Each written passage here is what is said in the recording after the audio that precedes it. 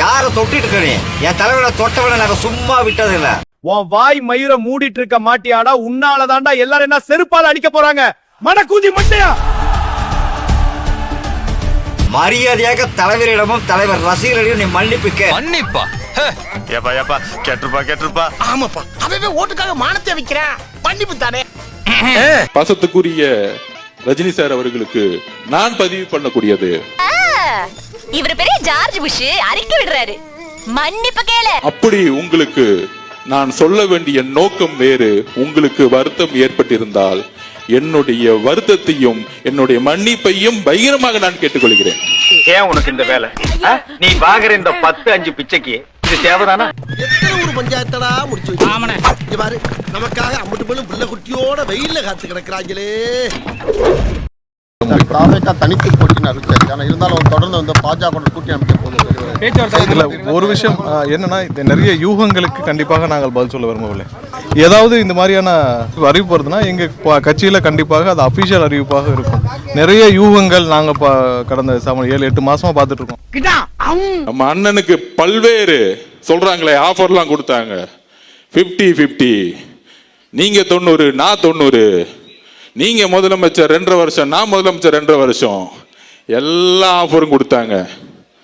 அப்ப அண்ணன் சொன்ன ஒரே வார்த்தை எங்க கிட்ட, எனக்கு ஆஃபர் தேவையில்லை, தமிழக மக்களுடைய உண்மையான நம்பிக்கையை நான் உருவாக்கக்கூடிய அரசு, மத சார்பற்ற சமூக நீதிக்கான அரசை உருவாக்கக்கூடிய ஒரு வலிமையை தமிழக வெற்றி கழகம் உருவாக்கும் சொன்னது எங்களுடைய தலைவர் விஜய் அவர்கள். நீ போன ஜென்ம பிறந்தியா?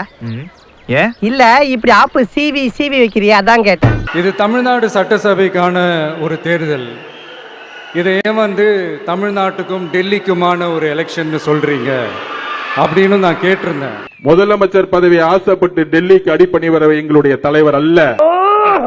பழுக்க தலையா குடியார கமோதி பேர, இதுக்கு மேல ஏதாச்சும் பேசல சங்க நினைச்சு கொண்டு விடுங்க. என் நெஞ்சில் குடியிருக்கும். என்னது ஒரு பேச்சுக்கு சொன்னா உடனே நல்ல சிறப்பா பிக்கிறாங்க. திருப்பரங்குன்றதுக்கு ஏங்க உங்க விஜய் பேசலான்னு போது எதுங்க பேசணுன்றாரு? என்னடா முட்டாத்தனமா பேசிக்கிட்டு இருக்க முட்டா பயல. அங்க தீபம் ஏத்துறதுக்கு சங்கிகளை எவ்வளவு பேர் பிரச்சனை பண்றாங்கன்னா, தீபம் ஏத்தனா என்ன பிரச்சனைன்றான். ராமாதான் ஏன் ஐயா விட்டு விட்டீர்கள்? நான் எங்கடா விட்டேன்? இனிமேல் தான் விட போறேன். அப்ப அந்த கோவில்ல என்ன பிரச்சனை நடக்குதுன்னு எனக்கு தெரியல. அந்த கோவில்ல தீபம் காலங்காலமா ஒரு பகுதியில் ஏத்துறாங்க, அங்க நாங்க ஏத்த மாட்டாங்க, தர்கா பகுதியில நாங்க போய் ஏத்துவோம் அப்படின்னு சொல்லி போறான் ஏத்துறதுக்கு. அது மட்டும் இல்லாம சவாலம் பண்றான், இன்னைக்கு நாங்க தீபம் ஏத்துவோம், நாளைக்கு நாங்க அந்த தர்கா உடைப்போம், அந்த தர்கா பார்த்தோன்னா அது ஒரு இந்து கோயில்ன்றான். அப்ப அமைதியா வாழக்கூடிய தமிழ் பூங்காவை மக்கள் எப்படி போறோம் உங்களுக்கு என்னங்க? இந்து கோவில்ல பாபர் மசூதியை அடிச்சு உடைச்சானுவ. அங்க எவ்வளவு பேர் மதக்கலவரம் ஃபார்ம் பண்ணாலும் எத்தனை மக்கள் இறந்தாங்க. இதை எதிர்த்து நீ பேச மாட்டான, நீ என்ன ஆளு? நீ அதுக்கப்புறம் என்ன பேச போறன்ற? சும்மா பாருங்க, சும்மா இந்த ஊழல் ஒழிக்கிற ஒருத்தன் வந்தானா அவன் நம்பாதீங்க, தயவு செய்து நம்பாதீங்க. அப்பெல்லாம் அப்படியே அவ்வளவு பேர் யோகியெல்லாம் கிடையாது. நான் யோகியன்டா. யோகியனுக்கு இருட்டுல என்ன வேலை? விஜய் நான் ஊழல் ஒழிச்சிடும் அப்படின்றது எப்படியே பேசுற ஒரு நாக்கு பூசாம எல்லாரும் தொண்டு சொல்றத சொல்ல 98-99 உன்னோட படத்துக்கு நீ வாங்குற சம்பளம் அதுவே பெரிய ஊழல் தான்யா. நான் இதுக்கு ஒத்துக்க மாட்டேன். ஏப்பா அப்படி மல்லி கட்டிக்கிட்டு இருக்க? உன் படம் வெளியே வந்துச்சுன்னா ஃபர்ஸ்ட் டே பார்த்தா ஒரு டிக்கெட்டோட ரேட் பார்த்தா 2000 ரூபாய். ஊழல் தானே? ஆல்ரெடி பார்த்தா நீ டாக்ஸ் கட்டல, ஏதோ ஒரு படம் நடிச்ச அந்த படத்துக்கு டாக்ஸ் கட்டல சொல்லி கோர்ட்டு தலையில கொட்டுது உன்னை. இது அபாண்டமான குற்றச்சாட்டு. உன் படத்தை அது மட்டும் இல்லாம நீ வாங்கின காருக்கு டாக்ஸ் கட்டல, இதெல்லாம் ஊழல் தானே? அப்ப நீயே சரியில்லாத போது நீ எப்படி ஊழல் ஒடுக்கணும் பச்சையா சொல்ற? நீ என்னாச்சு? What's going on? அரங்கனார குரங்கனார் ஆகிட்டான். என்ன அருண்ராஜ் சார், மக்களுக்கு கொடுக்க அண்டா குண்டா பாத்திரம் எல்லாம் வாங்கியாச்சா? எல்லாம் தயாரா இருக்கு தலைவரே, உங்க ஸ்டிக்கர் ஒட்டி கொடுக்க வேண்டியதுதான் பாக்கி. இதுக்கு ஒரு 4 பேர்ட்ட மூத்திரத்தை வாங்கி மடக்கு குடிக்க வேண்டியதானே? ஏன்டா இந்த வேலை பாக்குறீங்க? உங்க ஃபேமிலில எல்லாரும் உறுப்பினர் ஆயிட்டீங்க, டிவிகேல உறுப்பினர் ஆயிட்டீங்க அப்படின்னா யாராவது ஒருத்தர் இந்த கார்டை காட்டினா கூட 1000 ரூபாய் மதிப்புள்ள கிஃப்ட் பொருளும் இந்த கடையில கொடுக்குறாங்க. இதெல்லாம் ஒரு பொழப்பா பாஸ்? யாராச்சும் இதுதான் மாத்த அரசியலான்னு கேட்டா நம்ம வர்ச்சுவல் வாரியர்ஸை இறக்கி விட்டு ஆபாசமா பதில் போட சொல்லல. நீங்க சொல்லணுமா தலைவரே? கட்சி ஆரம்பிச்ச நாள்ல இருந்து இதைத்தானே பண்ணிட்டு இருக்கோம். எல்லாம் இந்தியாவின் எதிர்கால தூண்கள். கொள்கை ரீதியா நம்ம தமிழ்நாட்டோட சுயமரியாதை எவன் காப்பாற்றுவான், எவன் திராணியா எதிர்த்து மத்திய அரசு கேள்வி கேட்பான் அப்படின்ற அடிப்படையில் தான் நம்ம பார்க்கணும். புதுசா ஒருத்தன் வரான், சான்ஸ் கொடுங்கன்னா தாங்க, எனக்கு ஒரு வாய்ப்பு தாங்க, எனக்கு ஒரு வாய்ப்பு தாங்க, மிட்டாய் தாங்க, எனக்கு ஒரு வாய்ப்பு தாங்க வேணும். இதெல்லாம் வாய்ப்பு தருதுன்னாங்க காய்கறி வியாபாரமா? வாய்ப்பு தரலன்னா இப்ப எனக்கு ஒரு வாய்ப்பு தாங்கலாம். ஏன் நீங்க பாக்குறீங்களா, யாருன்னா ஒரு சின்ன வாய்ப்பு தாங்கலாம். அவருக்கு ஒரு வாய்ப்பு, இவருக்கு ஒரு வாய்ப்பு, இப்படியே வாய்ப்பு கொடுத்துனே போனா 5 வருஷங்க லைஃப்ங்க. 4 பேரை வெட்டினாரா தூக்கி வந்து உட்கார வச்சானுங்க. 5 வருஷத்துல வந்து ஒருத்தங்க நம்ம சான்ஸ் தரணும் சொல்லி ஒருத்தங்க வாய்ப்பு கொடுத்தீங்கன்னா நம்மளோட லைஃப் வந்து பின்னோக்கி போவாங்க. அப்ப எல்லாருக்கும் ஒருத்தங்க வந்து வாய்ப்பு தாங்கன்னு சொல்றதெல்லாம் வந்து சான்ஸ் கொடுக்க முடியாதுங்க தம்பி. இது மாதிரி 4 பேர் கேள்வி கேட்டிருந்தாங்கன்னா நாங்க திருந்திருப்போம் தம்பி. எங்க வேலையெல்லாம் விட்டு தளபதி வார்த்தைக்காக களத்துல போராட வந்திருக்கோம். சொல்லுங்க, நீங்க என்ன வேலை செய்யறீங்க? நான் வீட்டுல சும்மா தான் இருக்கேன். எங்க அண்ணன் மூஞ்சி பார்த்தா போதும் உஞ்சி போச்சாங்க. எல்லாம் எவனுமே ஜெயிக்க முடியாது.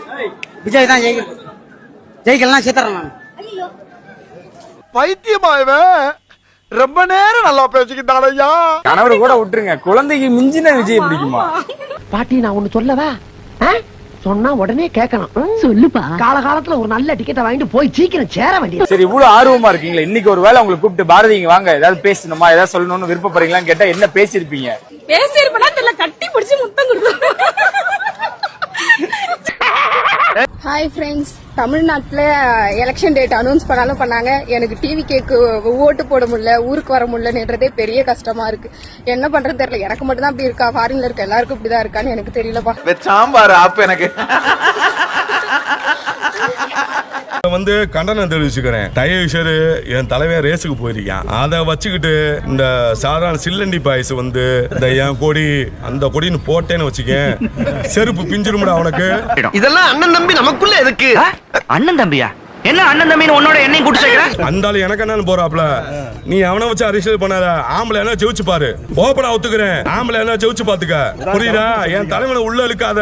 கூட பிறந்த அண்ணன் தம்பிக்கு அப்பனுக்கு இதை கூட செய்யணும்னு மனசுல ஆசை இல்லையாடா? செய்யணும்னு நினைச்சா செய்வின மட்டும் தான் செய்வேன். அஜித் ரசிகன் நிறைய பேர் இருக்கான், அஜித் ரசிகன் ஒவ்வொரு கட்சியில இருக்கான், புரியுதா? நல்லது செஞ்சு வா, உண்மையிலே சொல்றேன்.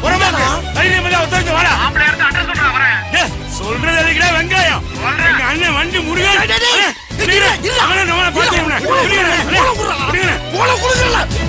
ஏண்டா ஒரு தடவை அட்ரஸ் கொடுத்துருக்கேன், ஒரு வாரம் வச்சு அடிச்சிருக்காங்க, 2வது தடவை அட்ரஸ் கொடுக்குறேன். பெரியார் ஸ்பெல்லிங் படிக்க தெரியுமா உனக்கு? மழையில படிக்க கொடுத்தா? கொள்கை தலைவர், சமூக சீர்திருத்தவாதி, நமக்கான ஒரு மிகப்பெரிய பயணத்தை ஈரோடில் இருந்து தலைவர் தொடங்குகிறார். 70 வருட உழைப்பு, அந்த 70 வருட உழைப்பை திராவிட கழகம் என்ன செய்து கொண்டிருக்கிறது? திராவிட கழகம் என்ன செய்து கொண்டிருக்கிறது? பெரிய கையும் மாண்பையும் வச்சிருக்காங்கிறத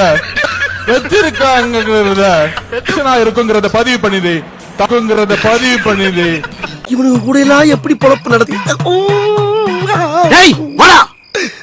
சரி, என்ன இருந்தாலும் நம்ம தானே தலைவர். நான் எலெக்ஷன்ல நிக்க போறேன். சும்மா போடான்னு நான் சீரியஸா பேசிட்டு இருக்கேன். பேசு. இந்த எலெக்ஷன்ல நான் தோத்து போகிற மாதிரி கனவு வருது. அது நடக்க கூடாது. அதுக்கு நான் என்ன பண்றது? என்ன ஜெயிக்க வைக்கணும். அது முடியாது. ஏன் முடியாது? அது உனக்கு சொல்ல முடியாது சார். உச்சத்தவதற்கு வந்திருக்கேன். நான் எதுக்கு வந்த? நம்ம யாருன்றது முக்கியம் இல்ல சார், நம்ம என்ன பண்றதுதான் முக்கியம். அப்போ என்ன ஜெயிக்க வைங்க. மூடிட்டு உட்காருங்க சார்.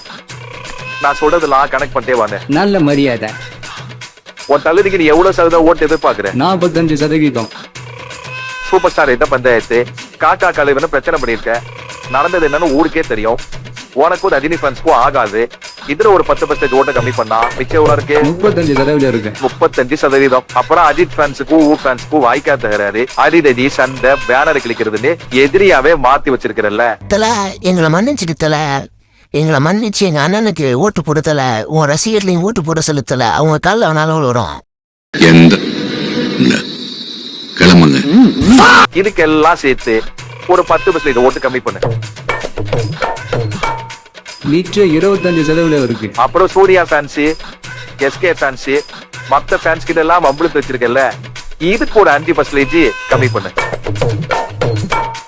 மிச்சம் 20% இருக்கு. அப்புறம் கரூர் சம்பவத்துல நீ பேக் அடிச்சது, தற்கொலைத்தனமா பேசினது, திமுக அதிமுக NTK எல்லாருக்கிட்டையும் வம்புழுத்து வச்சிருக்கிறியே, அந்த கணக்குல ஒரு 15% கழிச்சிரு. மிச்சம் 5% இருக்கு. நீ என்ன பஸ்ல எதிர்பார்த்த? 45. இந்த 5% ஓட்டும் உனக்கு விழாது. ஏன்னா அவனுங்களுக்கு ஓட்டு போடுறதுக்கான உரிமையே இல்ல. புரிஞ்சுதா?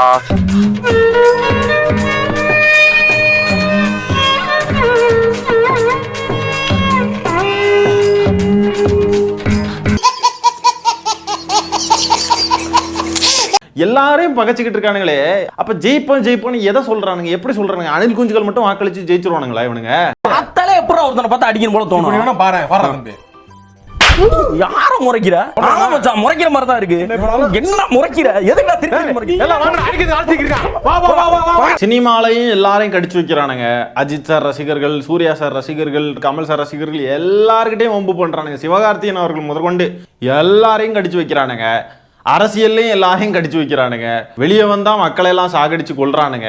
அப்ப யார் தான் இவனுங்களுக்கு வாக்களிப்பாங்க? யாருக்கிட்ட தான் இவனுங்க ஓட்டு வாங்கி ஜெயிச்சிரும் சொல்லிக்கிட்டு இருக்கானுங்க?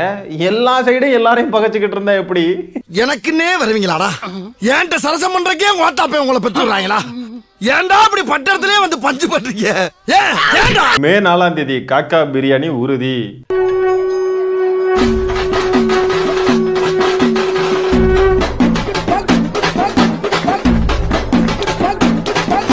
பனையூருக்கும் பெரம்பூருக்கும் ரொம்ப தூரமே சார். எந்த நம்பிக்கையில நீங்க பெரம்பூர் நிக்கிறேன்னு சொன்னீங்க?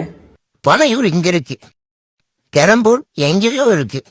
அதனால இப்போ நான் என்ன சொல்ல வரேன்னா, இங்க இருக்க பெரம்பூரை அப்படியே அலேகா தூக்கிட்டு வந்து பனையூர் பக்கத்துல ஷிஃப்ட் பண்ணி வச்சோம்னா மக்களை தேடி நான் பிரச்சாரத்துக்கு போக வேண்டிய அவசியம் இல்லை. மக்களை என்னை தேடி பிரச்சாரத்துக்கு வருவாங்க.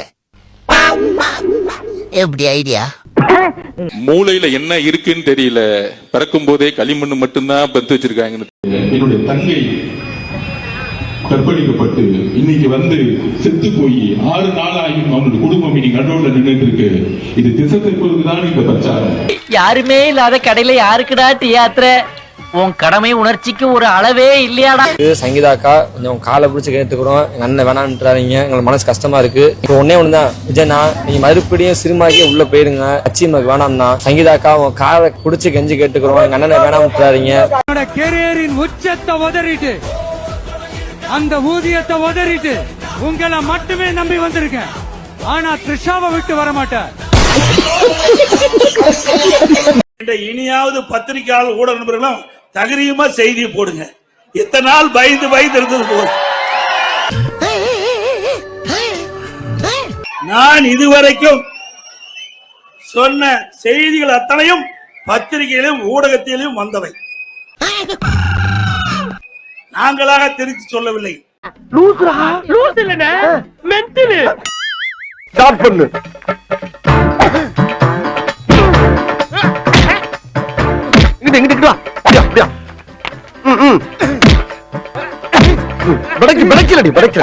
மண்டல மட்டும் அடிச்சிடாத.